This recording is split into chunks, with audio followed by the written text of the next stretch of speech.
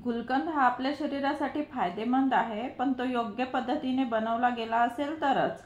आज आपण साखर व गॅस न वापरता आयुर्वेदिक पद्धतीने गुलकंद घरच्या घरी मार्केट सारखा कसा करायचा आणि तेही 2 साहित्य वापरून ते बघूया। डोळ्याची जळजळ होत असेल, अंगाचा दाह होत असेल तर रोज 1 चम्मच गुलकंद खाणे खूप फायदेशीर ठरते।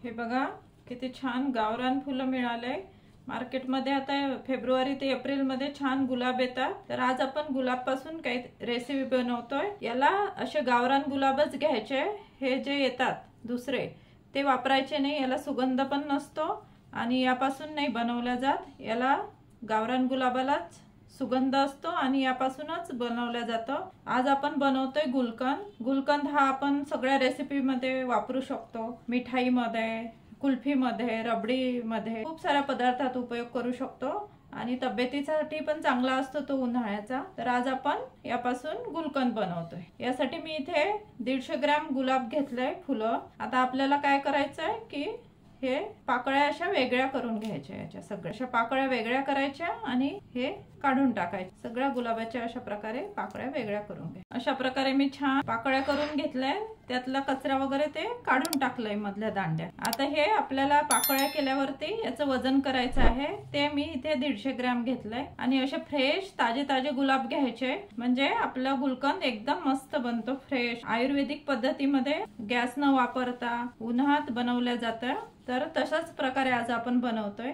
आता बघा इथे एक मी मोठ्या भांड्यात पाणी घेतलंय। आता आपल्याला हे सगळे गुलाब धुवून टाकायचे, पण बिलकुल हलक्या हाताने, कारण हे गुलाब पाकळ्या एकदम नाजूक असतात, त्याच्यावरती काही धूळ वगैरे असेल, कचरा वगैरे असेल तर निघून जातो। हे बघा अशा प्रकारे हे सगळं काढून घ्यायचं, फक्त पाकळ्या तेवढ्या आपल्याला वापरायच्या। आता असं हलक्या हाताने एकदम चोळून वगैरे नाही धुवायचे। हे आधीच स्वच्छ आहे, पण कधी कधी माती वगैरे असते तर तुम्ही 1-2 पाण्याने पण धुतले तरी चालते। हे स्वच्छ असल्यामुळे मी फक्त 1 पाण्यानेच धुते। आता बघा इथे अशी चाळणी घेतली स्ट्रेनर, त्यात आपल्याला ह्या पाकळ्या काढून घ्यायच्या, कारण यात जे पाणी असेल ते निघून जातं आणि आता आपल्याला हे पाकळ्या सुकून घ्यायच्या। याला पाणी राहता कामा नये, बिलकुल कोरड्या पाकळ्या हव्या आपल्याला। हे बघा पाण्यात असा थोडा कचरा साचलेला आहे, पण माझे गुलाब स्वच्छ असल्यामुळे याच्यात माती वगैरे धूळ नाही आहे, फक्त हे गुलाबाचं ते कचरा आहे तोच निघालाय। खूप जर माती वगैरे असेल तर 2-3 पाण्याने धुवून घ्यायचं। आपलं हे पाणी निघून गेलं स्ट्रेनर मध्ये। आता ह्या गुलाब पाकळ्या आपल्याला सुकून घ्यायच्या आहे, कारण याला थोडं पाणी असते, अजिबात पाणी राहायला नको, पण एकदम अशा वाळवून घ्यायच्या नाही, फक्त याचं पाणी तेवढं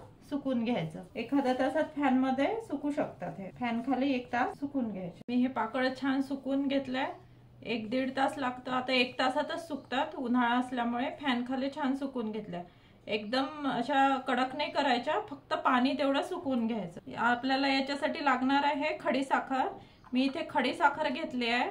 आयुर्वेदिक पद्धतीत खडी साखर वापरतात, आपली साधी साखर वापरली तरी चालतं, पण साधी साखर घ्यायची तर जेवढ्या पाकळ्या तेवढं प्रमाण घ्यायचं आणि खडी साखर घ्यायची तर थोडं प्रमाण जास्त घ्यावं लागते, कारण हे थोडी फिकी असते।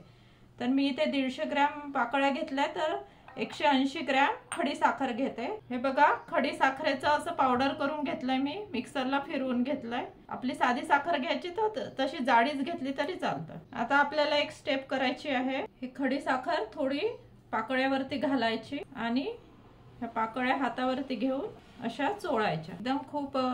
एकदम बारीक नाही करायच्या, फक्त असं चोळायचं, म्हणजे त्याला थोडं ओलसरपणा येतो आणि पाणी सुटतं। अशा प्रकारे साखर आणि पाकळ्या घेऊन चांगलं असं व्यवस्थित चोळून घ्यायचं। चोळल्याने हे किती सारे गुलाब होते बघा, खूप कमी झाले आणि त्याला पाणी सुटतं, म्हणजे ते आपला गुलकंद मुरायला लवकर मदत होत। अशा प्रकारे चोळल्याने साखर आणि गुलाबाला पाणी सुटतं ना, त्यामुळे असं ओलसर होतंय। आता हे आपल्याला एका काचेच्या भांड्यात ठेवून द्यायचं आहे। मी थोडी साखर घेऊन चोळून घेतल्या पाकळ्या, आपली एवढी साखर उरली आहे, तर आता ही पण साखर याच्यावरती घालते।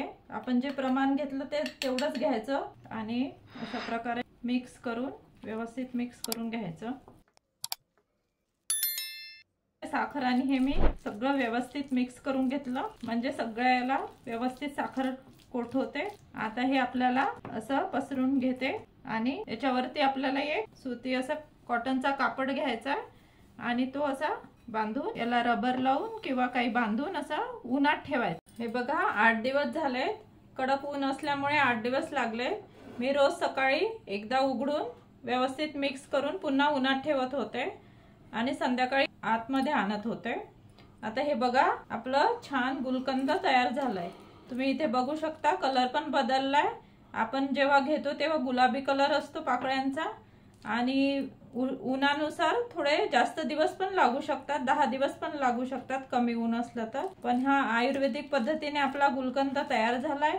हे बघा छान रसरशीत पण झालाय, एकदम कोरडा पण नको, जसा हवा तसा आपला गुलकंद तयार झालाय। आता मी इथे एक काचेची बरणी घेतली आहे। बरणी पूर्ण कोरडी घ्यायची, पाणी नको आणि हे भरून ठेवायचे। हे आपण वर्षभर कुठल्याही मिठाईत वगैरे सगळ्या याच्यात वापरू शकतो, पानात वगैरे। आता मार्केटमध्ये छान गुलाबाचे फुलं आले आहेत, तर तुम्ही नक्की आणा आणि करून बघा अशा प्रकारे। आणि माझी ही गुलकंदची रेसिपी आवडल्यास लाईक नक्की करा, शेअर करा आणि माझ्या चॅनलला सबस्क्राईब केलं नसेल तर प्लीज सबस्क्राईब करा। अशीच एक नवीन रेसिपी घेऊन भेटूया पुढल्या आठवड्यात। धन्यवाद।